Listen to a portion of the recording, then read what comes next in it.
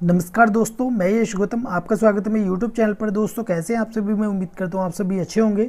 दोस्तों आज इस वीडियो में मैं आपको सिखाने वाला हूं पार्टनरशिप फर्म की कैलकुलेशन, वो भी ITR कंपटीशन में। तो दोस्तों ये वीडियो बहुत ज़्यादा इंपॉर्टेंट होने वाली है, बने रहिए इस वीडियो के साथ। और यदि अभी तक आपने मेरा यूट्यूब चैनल सब्सक्राइब नहीं किया है तो कर लीजिए ऐसी ही बेनिफिशियल वीडियोज़ के लिए। और दोस्तों आप जो स्क्रीन पर देख रहे हैं ये फुल्ली ऑटोमेटिक ITR कंपटीशन है। इसमें ऑटोमेटिक फॉर्मूले लगे हुए हैं, हमें सिर्फ इसमें अमाउंट डालनी है। ठीक है, तो सबसे पहले मैं आपको समझाऊंगा। और यदि आप इस शीट को डाउनलोड करना चाहते हैं तो लिंक मैंने डिस्क्रिप्शन में दिया हुआ है, आप इस शीट को भी डाउनलोड कर सकते हैं। तो दोस्तों चलते हैं वीडियो को स्टार्ट करते हैं। सबसे पहले नाम, यहाँ पर पार्टनरशिप फर्म का नाम आ जाएगा। फिर उसके बाद पार्टनरशिप फर्म का एड्रेस यहाँ पर आ जाएगा। फिर उसके बाद डेट ऑफ इनकॉर्पोरेशन यहाँ पर आ जाएगी। फिर उसके बाद पैन, तो यहाँ पर पैन नंबर आ जाएगा। फिर उसके बाद स्टेटस, जो कि फर्म है तो फर्म आ जाएगा, LLP है तो LLP आ जाएगा।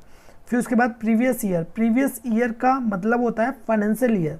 तो यहाँ पर फाइनेंशियल ईयर जैसे कि हमारा है 22-23 और असेसमेंट ईयर है 23-24। ठीक है, अब नीचे आएंगे। नीचे आने के बाद अब देखिए मैं आपको यहाँ पर सिखाने वाला हूँ कि पार्टनरशिप फर्म की जो कैलकुलेशन होती है वो कैसे होती है। ठीक है, क्या हमें ऐड करना होता है, क्या हमें लेस करना होता है। तो सबसे पहले जो हमारी बैलेंस शीट तैयार हुई है पार्टनरशिप फर्म की, ठीक है, उसमें जो नेट प्रॉफिट है, मैं फिर से रिपीट कर रहा हूँ, जो हमारी बैलेंस शीट तैयार हुई है पार्टनरशिप फर्म की, जो उसका नेट प्रॉफिट है, ठीक है, वो हमें यहाँ पर लेना है। लॉस है तो उस कंडीशन में ये माइनस में आ जाएगा। ठीक है, तो हमारा जैसे कि नेट प्रॉफिट है 5,10,000 रुपये। ठीक है, नेट प्रॉफिट है हमारा बैलेंस शीट में 5,10,000 रुपये। अब मैं आपको बता दूं यहाँ पर ऐड होती है depreciation debited in P&L account, यानी कि जो हमारी डेप्रिसिएशन होती है P&L अकाउंट में। आपने देखा होगा हमारे जो प्रॉफिट एंड लॉस अकाउंट होता है उसमें भी डेप्रिसिएशन आती है। ठीक है, तो वो डेप्रिसिएशन यहाँ पर ऐड हो जाएगी। ठीक है, तो जैसे कि डेप्रिसिएशन है हमारी 1,05,000 रुपये। अब उसके बाद EPF एंड ESIC डिसअलाउड। देखिए होता क्या है, हमारे कुछ खर्चे ऐसे होते हैं जो कि इनकम टैक्स में डिसअलाउड हो जाते हैं, जैसे कि EPF हो गया, ESIC हो गया, या ऐसे खर्चे जिन पर TDS एप्लीकेबल है और आपने TDS डिडक्ट नहीं किया है, तो उन खर्चों पे भी जो आपके खर्चे होंगे वो डिसअलाउड हो जाएंगे। तो मेन जो है इसमें वो है EPF और ESIC। अब जैसे कि EPF और ESIC इसकी ड्यू डेट होती है। यदि आपने ड्यू डेट से पहले या ड्यू डेट तक आपने EPF और ESIC जमा नहीं कराया है तो वो आपका इनकम टैक्स में एक्सपेंसेस डिसअलाउड हो जाएगा। तो आपको टैक्स ऑडिट रिपोर्ट में क्लोज नंबर 20B में चेक करना है कि EPF और ESIC टाइम से डिपॉजिट हुआ है या नहीं हुआ है। जो टाइम से डिपॉजिट नहीं हुआ है तो वो आपका इनकम टैक्स में डिसअलाउड हो जाएगा। ठीक है, तो वो कंप्यूटेशन में आपको पहले ही मेंशन करना है, यानी कि आपको ऐड कर देना है। अब जैसे कि हमारा इसमें EPF और ESIC हमारा 2 मंथ का इसमें 95,000 रुपये डिसअलाउड हो जाएगा, क्योंकि हमारा ड्यू डेट से पहले या ड्यू डेट तक हमारा जमा नहीं हुआ है, उसके बाद हुआ है। ठीक है, तो हमारा ऐड हो जाएगी डेप्रिसिएशन जो हमारी प्रॉफिट एंड लॉस अकाउंट में हमने शो की है। ठीक है, 1,05,000 रुपये। और हमारा EPF और ESIC डिसअलाउड जो हो गया था या हो जाएगा वो हमने इसमें ऐड कर लिया है। अब इसमें से लेस करेंगे। अब जैसे कि इसमें है interest income for separate consideration. अब ये क्या होता है वो भी मैं आपको समझा देता हूँ। अब जैसे मान लीजिए इंटरेस्ट है, इंटरेस्ट ऑन FDR है, या मान लीजिए रेंट है, वो आपने पहले से ही प्रॉफिट एंड लॉस अकाउंट में शो कर दिया है। ठीक है, तो हमने बिजनेस में यदि वो पहले से ही शो कर दिया है तो उसको हम सेपरेट कंसिडरेशन करते हैं। ये इसलिए करते हैं, यदि हम नहीं करेंगे तो हमने बिजनेस में भी इनकम को शो कर दिया है, यदि हम अलग से अदर हेड में दिखाएंगे तो उसमें भी इनकम डबल हमारी ऐड हो जाएगी। ठीक है, इसलिए यदि कोई ऐसी इनकम जो हमने बिजनेस में पहले से ही ली हुई है, ठीक है, तो उसको हम सेपरेट कंसिडरेशन कर देते हैं, यानी कि वो हमारी लेस हो जाती है। अब जैसे कि हमारा इंटरेस्ट था, इंटरेस्ट ऑन एफडीआर में 55,000 रुपये, ठीक है, और इंटरेस्ट ऑन आईटी रिफंड था 1,500 रुपये, ठीक है। अब हमने इंटरेस्ट ऑन एफडीआर को जो 55,000 रुपये की अमाउंट है ये पहले से ही प्रॉफिट एंड लॉस अकाउंट में ऐड की हुई थी, ठीक है। तो हमने क्या कर दिया, 55,000 का सेपरेट कंसिडरेशन कर दिया यहाँ पर, ठीक है। तो ये लेस हो जाएगी,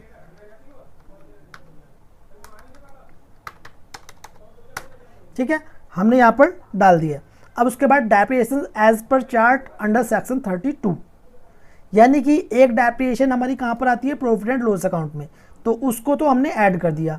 और एक जो डेप्रिसिएशन चार्ट होता है हमारा, ठीक है, जो हमारा डेप्रिसिएशन चार्ट होता है उसमें जो कैलकुलेट होती है वो जो डेप्रिसिएशन होती है उसको हम लेस करते हैं, यानी कि दोनों ही इक्वल होती हैं, कोई डिफरेंस नहीं होता है। यदि आपने चार्ट में थोड़ा कम ज़्यादा कर दिया है कुछ अमाउंट का तो उसमें से प्लस माइनस हो जाती है, अदरवाइज़ नहीं तो हमारी जो डेप्रिसिएशन होती है जो हमारे प्रॉफिट एंड लॉस अकाउंट में आई है और डेप्रिसिएशन एज पर चार्ट दोनों ही इक्वल होती है, ठीक है। तो पहले हमारी ऐड हो जाएगी, फिर यहाँ पर हमारी लेस हो जाएगी, ठीक है। अब देखिए यहाँ पर हम क्या करेंगे, इक्वल, अब ये ऐड करना है तो हमारा net profit plus depreciation plus EPF and ESIC disallowed minus interest income for separate consideration minus depreciation as per chart under section 32, इसको कर देंगे हम एंटर। अब हमारी जो इनकम हो गई वो कितनी होगी, 5,50,000 रुपये। अब देखिए इंटरेस्ट ऑन एफडीआर हमारी इनकम फ्रॉम अदर सोर्सेज में भी आती है, तो हमने यहाँ पहले से ही सेपरेट कंसिडरेशन कर दिया है इसका, यानी कि हमने ये लेस कर दिया पहले से, ठीक है। तो इसलिए इनकम फ्रॉम अदर सोर्सेज में ये हमारी ऐड हो गई। अब इंटरेस्ट ऑन आईटी रिफंड भी यहाँ पर हमारा आ चुका है। तो यहाँ पर हमने सम का फॉर्मूला लगाया हुआ है, equal SUM some bracket on, इसे यहाँ से लेके सिलेक्ट करेंगे और एंटर कर देंगे, ठीक है।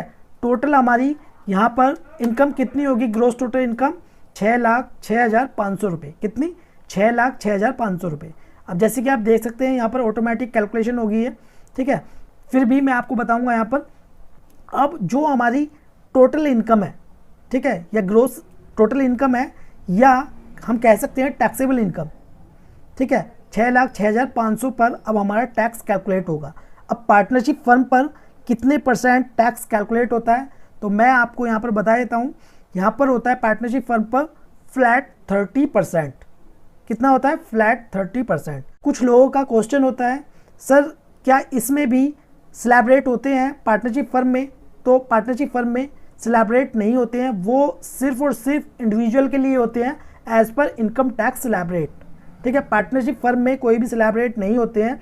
यदि आपकी इसमें कितनी भी इनकम है, जितनी भी इनकम होगी उसका फ्लैट 30% टैक्स कैलकुलेट होगा, ठीक है।